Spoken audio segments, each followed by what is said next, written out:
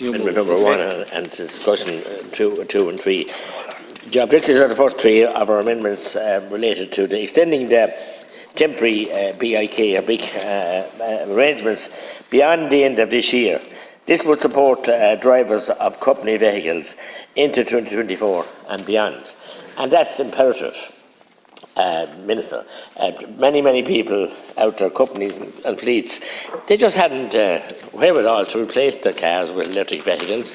And, we need those medium-sized companies out there that employ, whether they be wholesalers of confectionery or whatever. And they have a fleet of cars on the road and very skilled operators and safe drivers and do a lot of mileage. And the benefit in kind scheme was of benefit to them. And I know you want to push for everyone to go electric, but in the kind of downturn in the economy as coming out of COVID and everything else, those small companies didn't have the wherewithal to change their fleet of vehicles. I wouldn't have the known. They normally have budgeted. And you haven't been an accountant yourself, Minister, would understand company law and how people would make provisions for write down and write-offs and change of vehicles over a number of business years, financial business years. And so they would want to change. So in page 3, line 18, it replaced the word 2023 with 2023 and subsequent years. And that's very important, the subsequent years, because it goes forward and it rolls over. Because if we just get it for Blina 1 and Blina 23, it's no good to anyone. It's a help, but it's then very, very final line, the guillotine comes down on it. And as I said, in page, the second one then in page 3, number 2 in page 3, line 30, replace the word 2023, Oireachtas, with 2023 and subsequent years. And ever 3 in page 4, line 15, replace the word 2023 with 2023 and subsequent years. The bill as drafted will only facilitate, temporary change in the benefit in kind regime for petrol and diesel vehicles, which make up the majority of company cars. For employees who have experienced higher income tax liabilities since the start of 2023. The temporary measure, while welcome, only partly addresses the issue of relief for this year, Minister. The measure will see 10,000 to be applied to the original market value, OMV, of the cars in categories A to D in order to reduce the amount of benefit in kind payable. This is not applicable to cars in category E. In effect, this means that for the purposes of calculating the big benefit in kind liability, employers may reduce the OMV by 10,000. This treatment will also apply to vans and electric vehicles.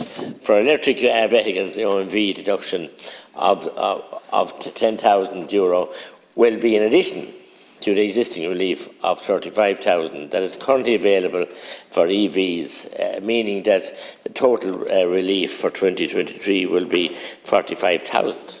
And that is substantial, a big difference from the 10. So that there is certainly huge incentives there for people to go electric. But to go electric, and these people that travel, and one of my good friends that talks to you about this, and he travels such places, noted places as Kilgarvan, he passes through and calls to different confectionery stores, and not to mention any names because we'll be accused of promoting certain businesses, places like that, and all over and Moon, 5 or 6 counties of Munster. And really, and I know, Minister, and we all know, and the dogs and streets know, that the charging mechanism and the power points in place are not in place yet for these people to charge their vehicles that cover such huge expense of distance. And they're not. So, until we get the cat before the horse here, and we'll put the cat clearly before the horse here, but these people, while they're energetic and good employees, they're not able to push the vehicle with an electric motor inside it up and down hills and roads when they have no place to charge it, and when they run out of gas, run out of electric power. If a hybrid, they have some chance, but if they're fully electric, they have no chance. Because Carriene mit fast gan aimin, Carriene mit fast gan solis. They have no light, they have no chance of charging to plug in anywhere. So they'll be plugged out and switched off. And maybe the tracker in the car, some companies now have trackers, they mightn't even work when the battery is dead. So, Minister, this is really the green tail wagging the Fianna Fáil, Fine Gael dog here, and shaking the dog and putting the dog into spin. And we need to go back and muzzle the dog for a while here and tame the tail and trim the tail and stop the shaking of the dog and live in real politics and real... trimming tails anymore. Well, with veterinary supervision, I wouldn't do anything that wouldn't... I know it's not allowed. God knows what's not allowed now, but there's not less allowed now than what is allowed. And that's the problem. But we want these drivers, these operators, these small companies to be allowed to go out and do their honest day's work for an honest day's pay and supply the good shopkeepers in Kilgarvan and Arford and Tier, every other town and village, and not to have them ringing up and not having Mary and Agnes and Angela come in for their confectionaries, and we don't have it.